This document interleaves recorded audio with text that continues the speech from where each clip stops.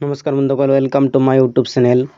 বন্ধুসকল, আজিৰ ভিডিঅ'টোত মই দেখাম কেনেদৰে আপোনালোকে PDF ফাইলৰ পৰা কেনেদৰে পাছৱৰ্ড কেনেদৰে আঁতৰাব পাৰিব। বন্ধুসকল, তাৰ আগতে চাই লওক, মোৰ ইয়াত দেখা পাইছে এই PDF ফাইলটো পাছৱৰ্ড প্ৰটেক্টেড হৈ আছে। তো মই ইয়াক যেইবাৰ ওপেন কৰোঁ বাৰে বাৰে মোক পাছৱৰ্ড লাগি থাকিব। তো মই ইয়াক পাছৱৰ্ড আঁতৰাই দিব বিচাৰোঁ। তো বন্ধুসকল, কেনেদৰে আঁতৰাব লাগিব, কি কৰিব লাগিব, বন্ধুসকল ভিডিঅ'টো সম্পূৰ্ণৰূপে চাই থাকক। এই ভিডিঅ'টোত মই সম্পূৰ্ণৰূপে আপোনালোকক কৈ দিম। বন্ধুসকল, ভিডিঅ'টো আৰম্ভ কৰাৰ আগতে আপোনালোকৰ প্ৰতি এটি বিশেষ অনুৰোধ, আপোনালোকে এতিয়ালৈকে যদি মোৰ চেনেলটো ছাবস্ক্ৰাইব কৰা নাই তেনেহ'লে মোৰ চেনেলটো ছাবস্ক্ৰাইব কৰি দিয়ক আৰু ওচৰত থকা বেল আইকনটোত ক্লিক কৰি অল কৰি লওক।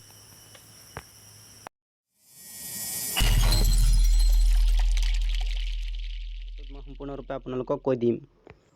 বন্ধুসকল, আপোনালোকে পাছৱৰ্ড আঁতৰোৱাৰ কাৰণে যিকোনো এটা ব্ৰাউজাৰ ওপেন কৰি লওক। তাৰপিছত আপুনি সাৰ্চ কৰক স্মল PDF, নতুবা মই ডেছক্ৰিপশ্যনত লিংক দি দিম, তাত গৈ আপুনি ডাইৰেক্ট পেজত আহি যাব পাৰিব।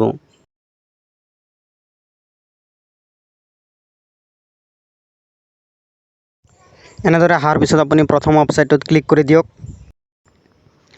তাৰপিছত এনেদৰে আহি যাব, আপুনি তলৰ পিনে যাওক। তাৰপিছত ইয়াত আপুনি বহুত পাই যাব। তাৰপিছত চি অল PDF টুলছ, ইয়াত আপুনি ক্লিক কৰি দিব। তাৰপিছত আকৌ এনেদৰে বহুত আহি যাব, আপুনি তলৰ পিনে যাই থাকিব।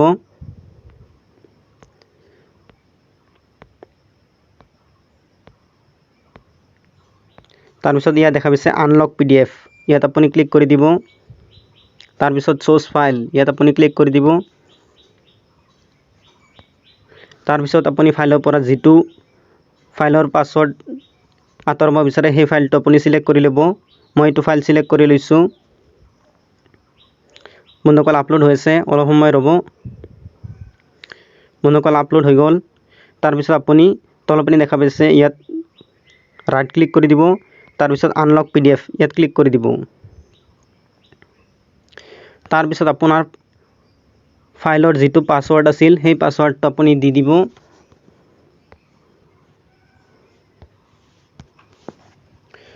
তাৰপিছত আপুনি পাছৱৰ্ডটো দিয়াৰ পিছত ৰিয়েলি আনলক, ইয়াত আপুনি ক্লিক কৰি দিব। তাৰপিছত এনেদৰে আহি যাব। তাৰপিছত আপুনি ইয়াত অপশ্যন দেখা পাইছে ডাউনলোড ফাইল, ইয়াত আপুনি ক্লিক কৰি দিব। তাৰপিছত আপোনাৰ ফাইলটো ডাউনলোড হৈ যাব। বন্ধুসকল, দেখা পালে মোৰ ফাইলটো ডাউনলোড হৈ গ'ল আৰু দেখা পালে মোক কোনো পাছৱৰ্ড নাই এই ফাইলটোত। তো আপোনালোকে এনেদৰে পাছৱৰ্ড ৰিমুভ কৰিব পাৰিব। বন্ধুসকল, এনেদৰে আপোনালোকেও ফাইলৰ পৰা পাছৱৰ্ড আঁতৰাব পাৰিব। বন্ধুসকল, ভিডিঅ'টো ভাল লাগিলে লাইক কৰিব, কমেণ্ট কৰিব আৰু শ্বেয়াৰ কৰি দিব। ধন্যবাদ।